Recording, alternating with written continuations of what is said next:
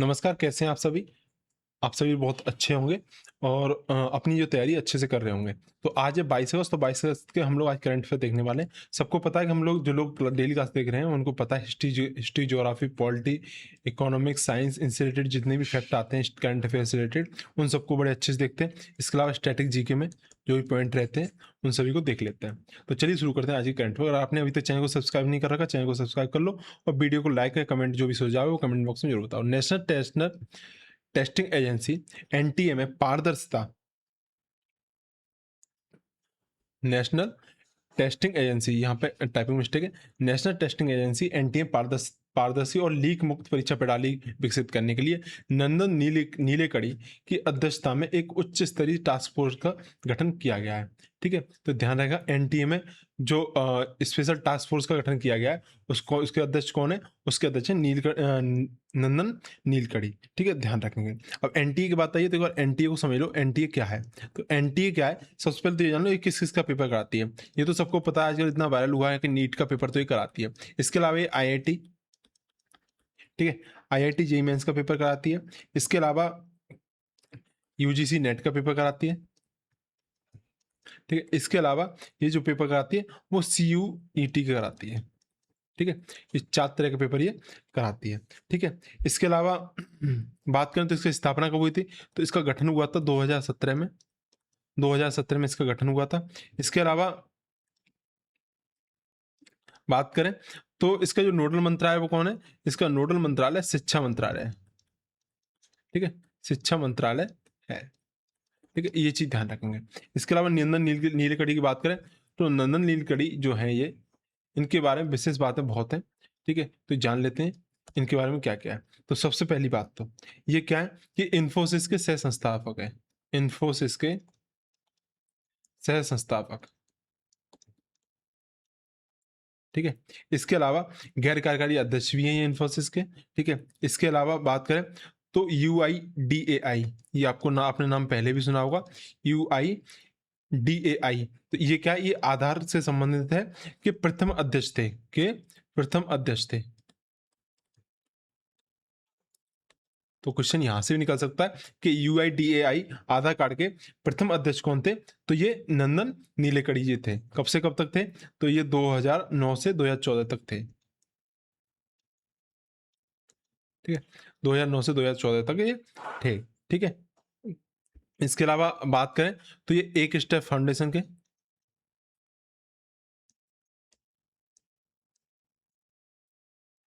सन के भी संस्थापक हैं, सह संस्थापक हैं। ठीक है, इसके अलावा बात करें तो इसके अलावा ये तो भर गया, आगे देखते हैं। इसके अलावा बात करें तो अब यहाँ पे एक हम लोग विधेयक भी, एक अधिनियम भी है। ठीक है, लोक परीक्षा अधिनियम 2024, लोक परीक्षा अधिनियम,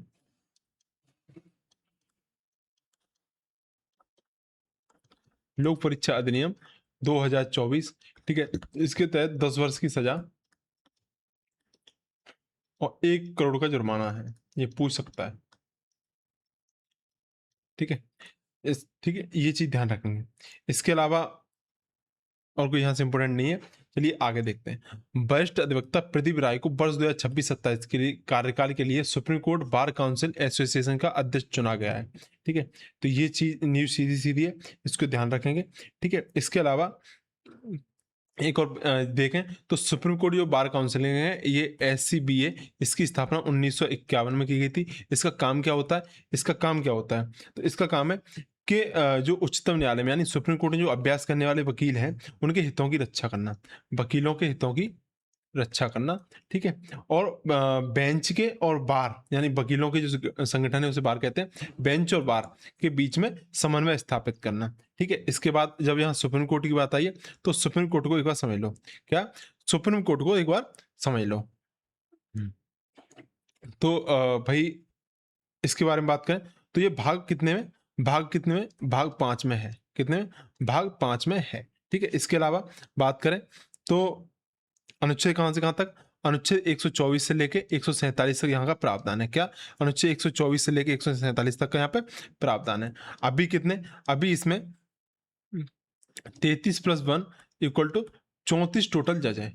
ठीक है, 34 टोटल जज है। ठीक है, ये चीज ध्यान रखेंगे। एक बार पेन कलर चेंज करते हैं, हाँ यहाँ से, ठीक है, ये चीज ध्यान रहेगी। इसके अलावा बात करें तो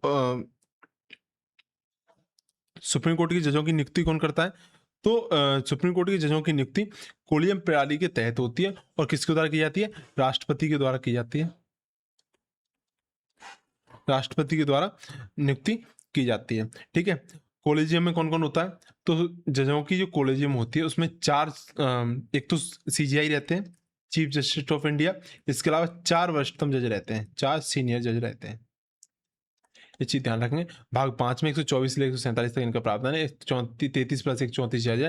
राष्ट्रपति द्वारा नियुक्ति की जाती है किसकी सिफारिश से? कॉलेजियम की सिफारिश से। कॉलेजियम में कौन कौन है? सीजीआई और 4 प्लस 1 4 वहाँ के सुप्रीम कोर्ट के सीनियर मेंबर होते हैं, ठीक है। इसके अलावा इंपॉर्टेंट क्या है? इसके अलावा यह है कि सुप्रीम कोर्ट के जो न्यायाधीश बनने की योग्यता है, वो योग्यता क्या है? योग्यता भी जान लो, ठीक है, जितना हो सके उतना जान ही लो। तो एक तो भारत का नागरिक होना चाहिए, ये तो इंपॉर्टेंट है ही, नागरिक, ठीक है। इसके अलावा क्या है? इसके अलावा है कि कम से कम 5 साल तक हाई कोर्ट का जज या 10 साल तक वकील रहा हो। 5 साल तक जज या 10 साल तक वकील रहा हो, ठीक है, हाई कोर्ट, ठीक है, ये ध्यान रखें। इसके अलावा ये कितने वर्ष तक अपने पद पर रहते हैं? ये 65 वर्ष की उम्र तक अपने पद पर रहते हैं। 65 वर्ष की उम्र तक अभी अपने उसमें रहते हैं, ठीक है। इसके अलावा अब यहाँ से क्या इंपोर्टेंट हो सकता है? इसके अलावा मुझे लगता है इतना इंपॉर्टेंट है, और कुछ ज़्यादा बताने की आवश्यकता है नहीं, फिर और एक्स्ट्रा हो जाएगा, ठीक है, और एक्स्ट्रा हो जाएगा। एक और चीज़ ध्यान रख लो, ठीक है, ये एक आर्टिकल 143 के तहत राष्ट्रपति को सलाह देते हैं,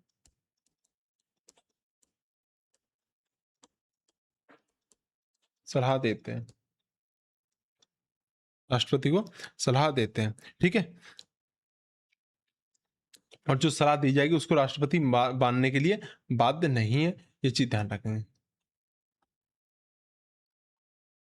तो ये चीज़, इतनी चीज़ ध्यान रखेंगे, ठीक है, इतनी चीज़ ध्यान रखेंगे। इसके अलावा बात की जाए तो यहाँ पे एक चीज़ और इम्पोर्टेंट हो जाती है, एक चीज़ और इम्पोर्टेंट हो जाती है।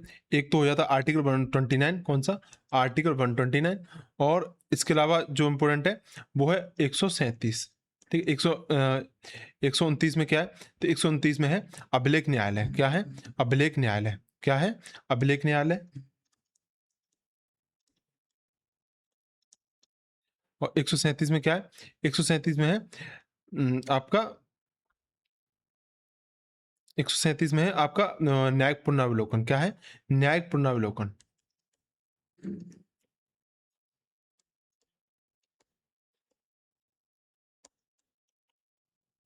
ठीक है, तो ध्यान रखेंगे, ठीक है, इतनी सारी चीजें ध्यान रखेंगे। चलिए आगे चलते हैं। आगे है गृह मंत्री अमित शाह की अध्यक्षता में दक्षिण क्षेत्रीय परिषद की 31वीं बैठक मामल्लपुर महाबलीपुर तमिलनाडु में संपन्न हुई। कहाँ पे हुई?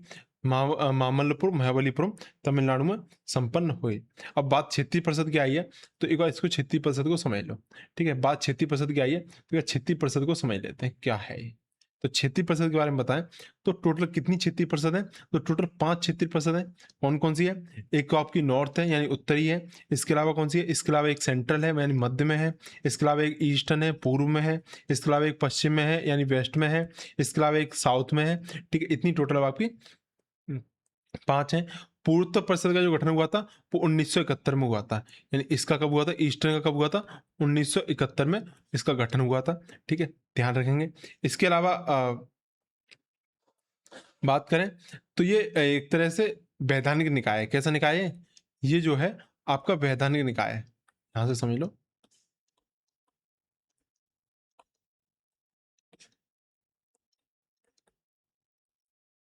कैसा? वैधानिक निकाय है, ठीक है। इसकी बात करें तो इसके अध्यक्ष कौन होते हैं? पूछ सकता है क्षेत्रीय परिषद के अध्यक्ष कौन होते हैं? तो केंद्रीय गृह मंत्री इसके अध्यक्ष होते हैं, ठीक है। इसके अलावा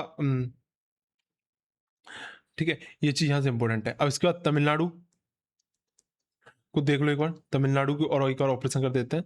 तमिलनाडु, तो तमिलनाडु क्या है? तमिलनाडु का है कि इसकी राजधानी चेन्नई है। ठीक है, इसके अलावा बात करें प्रमुख नदियां, तो प्रमुख नदियां कौन सी है? कावेरी है। ठीक है, कावेरी के अलावा कौन सी है? ठीक है, पेन को पतला करते हैं। हाँ, कावेरी है। इसके अलावा कौन सी है? इसके अलावा है यहाँ पे वेगई, पालार, ताम्रपड़ी, ताम्रपड़ी। ठीक है, तो वेगई, वेगई को ध्यान रखेंगे, और आपकी पालार को ध्यान रखेंगे। किसको? पालार को ध्यान रखेंगे। कावेरी कहाँ से निकलती है? तो कावेरी आपकी निकलती है ताल कावेरी कर्नाटक से। कहाँ से? ताल कावेरी कर्नाटक। ठीक है, ये यहाँ से निकलती है। बांध की बात करें तो मैट्रू बांध है, मैट्रू बांध है। ठीक है, किस पे? कावेरी नदी पे। कावेरी नदी पे कौन सा? मैट्रू बांध है। ठीक है, ध्यान रखेंगे। नीलगिरी बायोस्फीयर है यहाँ पे एक, यहाँ पे देख लेंगे।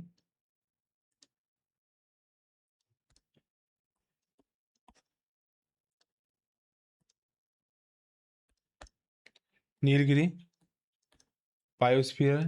अरे यार, कैसा पेन ले जा जाए, हरा लेते हैं। नीलगिरी बायोस्फीयर के बारे में एक चीज ध्यान रख लो, ये भारत का पहला है। कब बना था? 1986 में बना था। नीलगिरी बायोस्फीयर भारत का पहला है, और कब बना था? 1986 में बना था। ठीक है, ध्यान रखेंगे। ठीक है, ये चीज ध्यान रखेंगे। चलिए अगला देखते हैं। अगला है नई दिल्ली के सिंगापुर, नई दिल्ली सिंगापुर के बीच में आयोजित चौथी भारत सिंगापुर मंत्री स्तरीय बैठक ICMR में भारत की वित्त मंत्री निर्मला सीतारमण ने प्रतिनिधि मंडल की अगुवाई की। किसकी? प्रतिनिधि मंडल की अगुवाई की। तो एक बार देख लेते हैं। तो ये तो न्यूज यहाँ से होगी। सबसे पहले सिंगापुर को समझ लो। तो सिंगापुर की जो राजधानी है वो सिंगापुर सिटी है। ठीक है, मुद्रा क्या है? सिंगापुरी डॉलर यहाँ की मुद्रा है। ठीक है, और यहाँ से हम लोग कुछ एक्सरसाइज करते हैं, मिलिट्री एक्सरसाइज कुछ होती है, उनको देख लो। एक एक तो आपका सिम्बैक्स होती है, सिम्बैक्स होती है। इसके अलावा बोल्ड कुरुक्षेत्र होती है।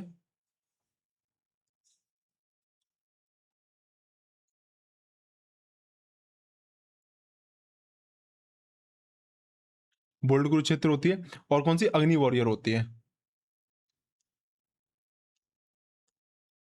सिम्बैक्स कौन कौन किस किस के बीच में होती है? तो सिम्बैक्स ये है नौसेना की। किसकी है? नौसेना की है।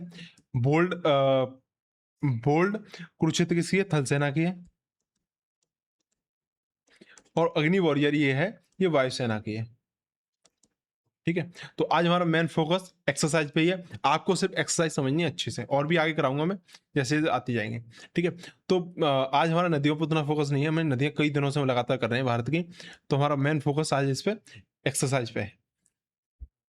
जापान के रक्षा मंत्री, ठीक है, जापान के रक्षा मंत्री और भारत, तो भारत तो जब जापान के बीच द्विपक्षीय रक्षा सहयोग हो तो 2+2 संवाद को मजबूत करने के लिए तो जापान के रक्षा मंत्री शिनजीरो कोइजुमी ने भारत का दौरा किया।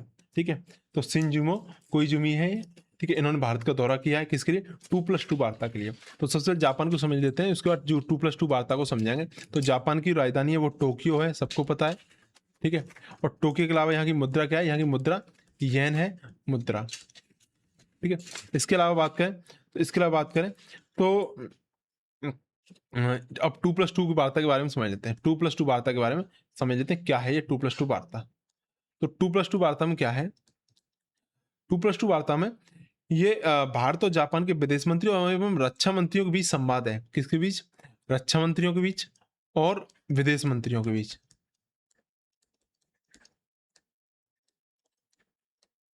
संवाद है, ध्यान रखेंगे। ठीक है, अब यहाँ कुछ सैन्य अभ्यास कुछ करते हैं, यहाँ के भी देख लो। ठीक है, सिंगापुर वाले ध्यान रख लो और इनके ध्यान रख लो। तो एक तो धर्म गार्डियन होता है, कौन सा? धर्म गार्डियन होता है।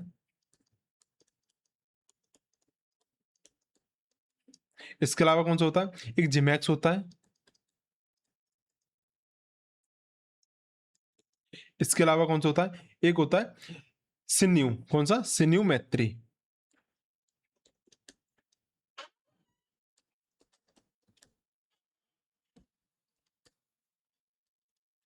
तो धर्म गार्डियन किसके? थल सेना।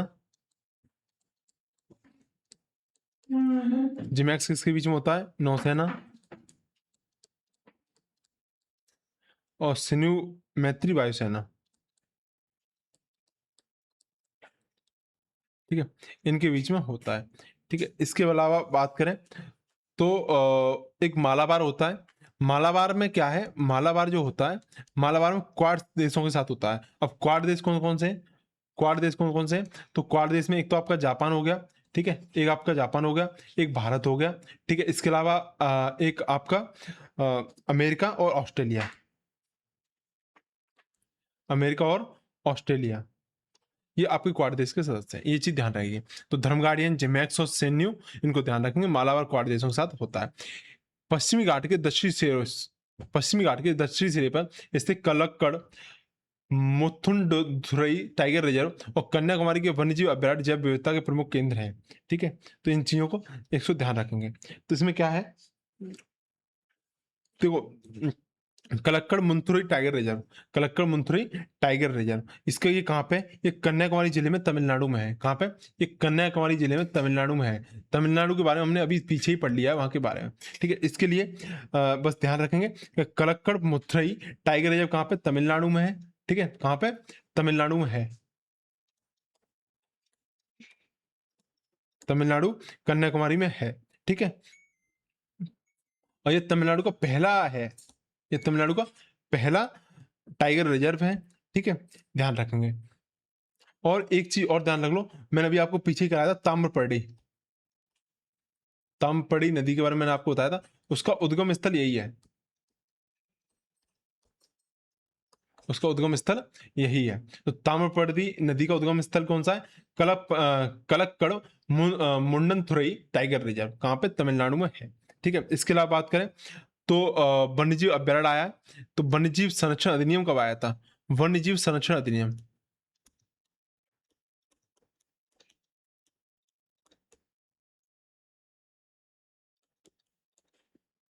तो ये कब आया था? 1972 में आया था। ठीक है, ध्यान रखेंगे। अब बात आई है टाइगर की, तो प्रोजेक्ट टाइगर कब आया था? प्रोजेक्ट टाइगर आया था 1973 में। इसके अलावा जब प्रोजेक्ट की बात हो रही है तो प्रोजेक्ट एलिफेंट कब आया था? तो प्रोजेक्ट एलिफेंट आपका आया था 1992 में। ठीक है, इसके अलावा प्रोजेक्ट स्नो लेपर्ड कब आया था? प्रोजेक्ट स्नो लेपर्ड कब आया था? तो ये आया था आपका 2008 में। इसका प्रोजेक्ट लॉयन की बात करें तो प्रोजेक्ट लॉयन कब आया था? 2020 में प्रोजेक्ट लॉयन आया है। ये सारी चीज समझेंगे। बाघ दिवस कब मनाते हैं? तो बाघ दिवस कब मनाते हैं? 29 जुलाई को, 29 जुलाई को बाघ दिवस मनाते हैं। ठीक, आगे देखते हैं। केरल पुलिस और राज्य सरकार ने नशीले पदार्थों की तस्करी और अवैध बिक्री पर पूरी तरह अंकुश लगाने हेतु तो ऑपरेशन तूफान शुरू किया है। तो ऑपरेशन तूफान किसने शुरू किया है? केरल पुलिस ने शुरू किया। किसने? केरल पुलिस ने शुरू किया है। ठीक है, अब नदियों, यहाँ की केरल की बात कर लेते हैं। तो केरल की राजधानी क्या है? तिरुवनंतपुरम है। क्या है? तिरुवनंतपुरम, तिरुवनंतपुरम यहाँ की राजधानी है। ठीक है, इसके अलावा बात करें तो यहाँ की नदी क्या है? प्रमुख नदी क्या है? पेरियार यहाँ की नदी है, पेरियार यहाँ की नदी है। और केरल की सबसे लंबी है, केरल की। ठीक है, ऑपरेशन तूफान को ध्यान रखें, किसने शुरू किया? केरल पुलिस ने शुरू किया है। इसके अलावा बात करें तो पंबा, एक पंबा नदी यहाँ पे, एक भरतपुजा है। कौन सी? भरतपुजा। ठीक है, ध्यान रखेंगे। इसके अलावा बात करें तो एक बांध है यहाँ पे, बहुत फेमस बांध है। क्या नाम है बताओ? इसका बांध है इडुक्की बांध। क्या? इडुक्की बांध, इडुक्की बांध। इसकी खासियत क्या है कि पेरियार नदी पर स्थित एशिया का पहला डबल कर्वेचर आर्क डैम है। कैसा? डबल कर्वेचर आर्क डैम है एशिया का पहला, ये ध्यान रखेंगे। ठीक है, इसके अलावा बात करें तो एक साइलेंट वैली, शांत घाटी यहाँ पे क्या है? राष्ट्रीय साइलेंट वैली कहाँ पे? साइलेंट वैली कहाँ पे? केरल में है आपके, ध्यान रखेंगे। इसके अलावा यहाँ से एरिविकुलम, ये नीलगिरी तहर के लिए प्रसिद्ध है। ठीक है, ये सारी चीजें हैं। एक भारत की सबसे लंबी झील भी यहीं पे है, भारत की सबसे लंबी झील, सबसे लंबी झील, तो इसका नाम क्या है? उसका नाम बेम्बनाड झील। कौन सा? बेम्बनाड झील। यहीं पे है, ठीक है, ये यहीं पे है, ठीक है। इसके अलावा बात करें तो सरोज शिखर भी यहीं पे है, दक्षिण भारत का सरोज शिखर, दक्षिण भारत का, ध्यान रखें दक्षिण भारत का सरोज शिखर है। क्या नाम है? अनामुड़ी, ये अन्नामलाई पहाड़ी पे स्थित है, ठीक है, ध्यान रखेंगे। अगला देखते हैं। तो आइए अब कुछ क्वेश्चन बताइए मुझे। निम्नलिखित में से कौन सा राष्ट्रीय उद्यान शीतोष्ण अल्पाइन कटिबंध में स्थित है? शीतोष्ण अल्पाइन कटिबंध में स्थित है, बताइए इसका सही आंसर क्या होगा? बताइए इसका सही आंसर क्या होगा? ठीक है। नीलगिरी बायोस्फीयर की स्थापना किस वर्ष हुई थी? भारतीय संविधान के किस अनुच्छेद के तहत उच्चतम न्यायालय को नियम बनाने की शक्ति प्राप्त है? उच्चतम न्यायालय को नियम बनाने की शक्ति प्राप्त है। और बिहार का शोक किस नदी को कहा जाता है? बिहार का शोक किस नदी को कहा जाता है? जो नेपाल से निकलती है, जो नेपाल से निकलती है। चारों क्वेश्चन आपके लिए नए हैं, तो चारों क्वेश्चन को समझ लो। फूलों की घाटी,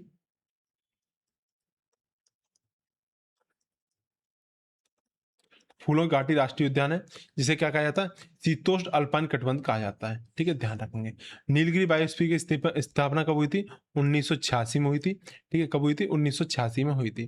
भारतीय संविधान के किस अनुच्छेद के तहत उच्चतम न्यायालय को नियम बनाने की शक्ति प्राप्त है? तो अनुच्छेद 145 को प्राप्त है, ठीक है। अनुच्छेद 129 ध्यान रखेंगे किससे? अनुच्छेद 129 किससे? अभिलेख न्यायालय से। 137 ध्यान रखें किससे? न्यायिक पुनर्वलोकन से है। 143 ध्यान रखें किससे? राष्ट्रपति के सलाहकार से संबंधित है, ठीक है। बिहार का शोक कौन सी नदी है? तो बिहार का शोक कौन सी है? कोसी नदी है। कौन सी? कोसी नदी बिहार का शोक कही जाती है, ठीक है, ध्यान रखेंगे। यमुना एक्सप्रेस वे औद्योगिक विकास निगम प्राधिकरण येडा क्षेत्र में जापानी निवेशकों को आकर्षित करने हेतु 500 एकड़ में जापान सिटी स्थापित की जाएगी। कितने में? 500 एकड़ में जापान सिटी स्थापित की जाएगी, ठीक है। तो इसकी देख लेते हैं। तो ये चीज ध्यान रखेंगे, जापान सिटी की किसके साथ स्थापित की जाएगी? जापानी निवेशकों को आकर्षित करने के लिए। किसके सहयोग से? तो येडा के सहयोग से। किसके से? एडा के सहयोग से। अब बात करें, जब यूपी की बात हो रही है तो यूपी को एक बार देख लेते हैं। यूपी की नदियां कौन सी हैं? तो यहाँ पे गंगा, यमुना, गोमती। गोमती के जो गोमती का उद्गम स्थल है वो यहीं यूपी से निकलती है। कहाँ से निकलती है? ये फुलहर झील से निकलती है। किससे? फुलहर झील से निकलती है, ठीक है, ध्यान रखेंगे। गोमती कहाँ से? फुलहर झील, पीलीभीत से निकलती है। इसके अलावा घाघरा, कैन, बेतवा यहाँ की प्रमुख नदियां हैं। बांध कौन से हैं? तो बांध की बात करें तो रिहंद बांध है यहाँ पे,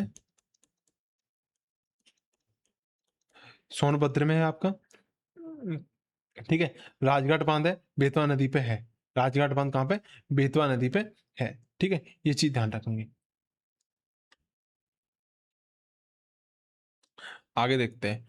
नॉर्वे के ग्रैंड मास्टर मैग्नस कार्लसन ने पेरिस में आयोजित दूसरी e sports chess world championship जीती है। कौन सी? ये मैग्नस कार्लस है, ठीक है, इन्होंने दूसरी e sports chess world championship जीती है, ठीक है, ध्यान रखेंगे। तब जब इसकी बात हो रही है तो अंतरराष्ट्रीय शतरंज महासंघ का नाम क्या है? तो इसे फाइड कहते हैं। इसकी स्थापना कब हुई थी? इसकी स्थापना 1924 को हुई थी। अंतरराष्ट्रीय शतरंज महासंघ, ठीक है। इसका मुख्यालय कहाँ पे? लुसाने में है, स्विट्जरलैंड में इसका मुख्यालय है। स्विट्जरलैंड में इसका मुख्यालय है, ठीक है। फ्रांस की बात करें तो फ्रांस की राजधानी पेरिस है। और बहुत इंपॉर्टेंट बात यह है कि ये सीन नदी के तट पे है। किस पे? सीन नदी के तट पे ये स्थित है। मुद्रा यूरो है, ठीक है, ध्यान रखेंगे। अगला देखते हैं। अगला है जियोलॉजिस्टों में ने झारखंड के पूर्वी सिंहभूम जिले के भीतरी गांव में 3.5 बिलियन वर्ष पुराने सेट्रोमेटोलाइट्स प्रारंभिक जीवाश्म जीवन साक्ष्य की खोज की है, ठीक है। तो जान लो कि क्या है। तो जियोलॉजिस्टों ने क्या किया? झारखंड के पूर्वी सिंहभूम जिले, तो ये जिला है सिंहभूम, पूर्वी सिंहभूम जिला है। इसमें भीतरडारी गांव में, किसके गांव का नाम क्या है? भीतरडारी गांव में 3.5 बिलियन वर्ष पुराने स्ट्रोमेटोलाइट्स यानी प्रारंभिक जीवाश्म जीवन साक्ष्य की खोज की है। तो एक बार इसको समझ लेते हैं पूरा। तो सबसे पहले तो यहाँ ये समझ लो स्ट्रोमेटोलाइट्स क्या होते हैं। ये स्ट्रोमेटोलाइट्स की जो बात हो रही है ये क्या है, तो यहाँ से जानना शुरू करते हैं। स्ट्रोमेटोलाइट्स जो है, इसका मतलब है कि ये नील हरित शैवालों द्वारा निर्मित जैविक अवसादी संरचना है। कैसे? नील हरित शैवालों द्वारा जैविक अवसादी संरचनाएं हैं। कैसी? जैविक अवसादी संरचना है, ठीक है। इसके अलावा बात करें तो यहाँ से बस झारखंड की बात कर लेते हैं। झारखंड का एक राष्ट्रीय उद्यान है, क्या नाम है? बेताल राष्ट्रीय उद्यान है। क्या नाम है? बेताल राष्ट्रीय उद्यान है। बेताल राष्ट्रीय उद्यान है। इसके अलावा बात करें, दलमा वन्यजीव अभ्यारण्य है। कौन सा? दलमा वन्यजीव अभ्यारण्य।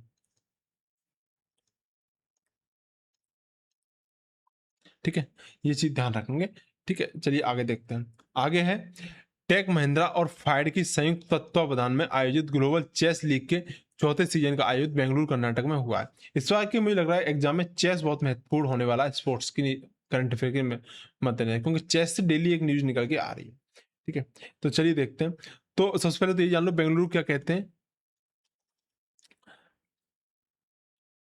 बेंगलुरु क्या कहते हैं? तो बेंगलुरु को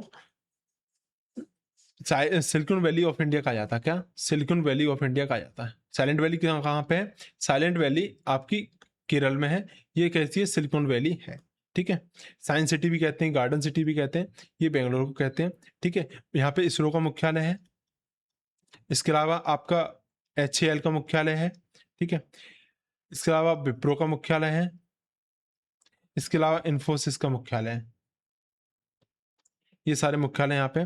और राष्ट्रीय उद्यान की बात करें तो बांदीपुर, ठीक है, नागरहोल, बनेरघट्टा और कंदरेमुख अंसी।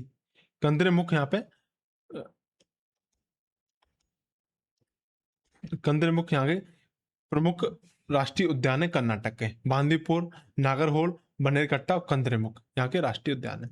भारत और नेपाल के बीच 1751 किलोमीटर लंबी खुली सीमा की सुरक्षा एवं प्रबंधन हेतु तो चौथी ज्वाइंट वर्किंग ग्रुप की बैठक देहरादून में आयोजित हुई है। कहाँ पे?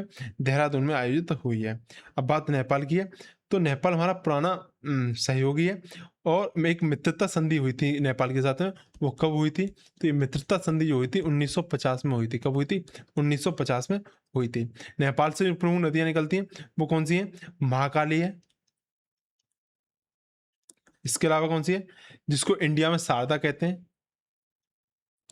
इसके अलावा घाघरा है, जिसको नेपाल में करडाली कहते हैं और इंडिया में क्या कहते हैं? घाघरा कहते हैं।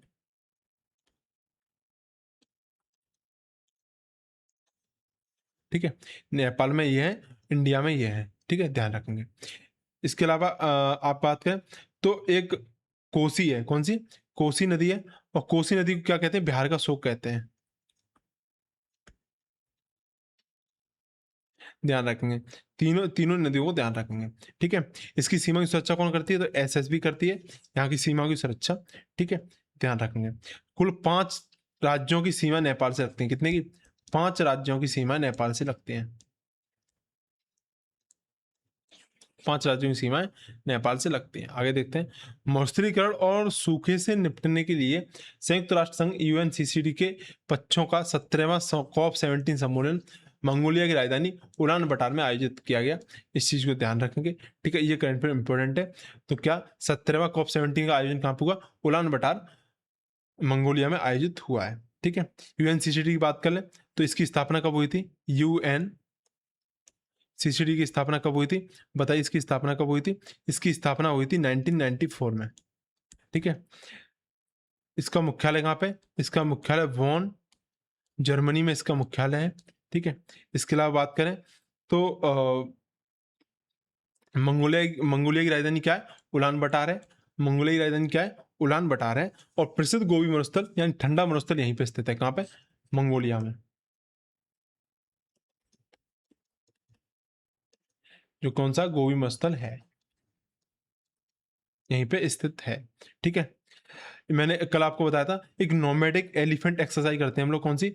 Nomadic elephant exercise. Nomadic elephant exercise ये किसके साथ करते हैं? ये मंगोलिया के साथ करते हैं। मंगोलिया और इंडिया के बीच में होती है। ठीक है, ध्यान रखना। आगे देखते हैं, समुद्री सुरक्षा एवं खोज और बचाव अभियानों में वैश्विक सहयोग बढ़ाने तो 5th global coast guard summit 2027 का आयोजन कहाँ पे हुआ? नई दिल्ली में हुआ है। कहाँ पे हुआ है? नई दिल्ली में हुआ है। ठीक है, कहाँ पे हुआ है? नई दिल्ली में हुआ है। एक बार कोस्ट गार्ड को देख लेते हैं। तो कोस्ट गार्ड की जो स्थापना 1978 को की गई थी। कब की गई थी? 1978 को कोस्ट गार्ड की स्थापना की गई थी। ठीक है, इसके अलावा बात करें तो इसका काम क्या है? ये समुद्री पर्यावरण संरक्षण के लिए और भारत के अनन्य आर्थिक क्षेत्र के संरक्षण की सुरक्षा के लिए किया गया था। ठीक है, इसका जो गठन किया गया था। ये कौन सा, इसका मंत्रालय कौन सा है? इसका रक्षा मंत्रालय, इसका नोडल मंत्रालय है। आगे देखते हैं, तो ब्रिक्स देशों के बीच में हरित ऊर्जा एवं नवीनीकरण ऊर्जा प्रौद्योगिकी संस्थानांतरण को बढ़ावा देने के लिए 8वें ब्रिक्स यूथ एनर्जी समिट का आयोजन कहाँ पे? भारत में किया गया है। आपको पता है कि ब्रिक्स 2026 की मेजबानी कौन कर रहा? हमारा भारत यानी इंडिया कर रहा है। ब्रिक्स की स्थापना 2006 में हुई थी। इंपोर्टेंट है, याद कर लो। 2010 में इसमें अफ्रीका इसमें ऐड हुआ। क्या बन गया? ये ब्रिक्स बन गया। पहले क्या था? ब्रिक था। ठीक है, 2024 में कुछ नए सदस्य इसमें ऐड हुए हैं। कौन कौन से? इथोपिया, ठीक है, मिस्र के बाद आपका ईरान, संयुक्त अरब अमीरात यानी कि यूएई, ठीक है, और सऊदी अरब।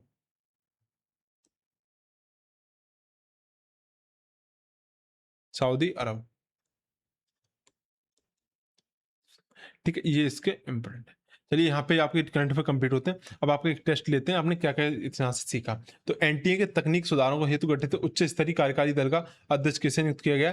तो नंदन नीलकणी, डॉक्टर के राधाकृष्णन, एस सोमनाथ और कामी कोटी। तो इसका सही आंसर क्या होगा? नंदन नीलकणी। ठीक है, ये यूएडीआई के पहले अध्यक्ष भी हैं, यूआईडीएआई के पहले अध्यक्ष भी हैं। ठीक है, ध्यान रहे। आगे देखते हैं, supreme court bar council SCBA के नवनिर्वाचित अध्यक्ष कौन बने? तो बताइए, सुप्रीम कोर्ट बार काउंसिल के नवनिर्वाचित अध्यक्ष कौन बने? तो ये बने प्रदीप राय जी। ध्यान रखेंगे। आगे देखते हैं, 36% के संदर्भ में निम्नलिखित कथनों पर विचार किया। भारतीय संविधान के अनुच्छेद 263 के तहत गठित संवैधानिक निकाय है। ठीक है, दूसरा है, भारतीय केंद्रीय गृह मंत्री सभी 36% के पदेन अध्यक्ष होते हैं। बताइए इसका सही आंसर क्या होगा? बताइए इसका सही आंसर क्या होगा? तो इसका जो सही आंसर है, ये देखो, सबसे पहले तो ये संवैधानिक हो ही नहीं सकती। मैंने आपको बताया था ये कैसा वैधानिक निकाय है। कैसा? वैधानिक निकाय है। कैसा? वैधानिक निकाय है। और जो इसकी जो स्थापना है, ये किसके तहत बनी है? ये बनी है जो राज्य पुनर्गठन अधिनियम है। राज्य पुनर्गठन अधिनियम है।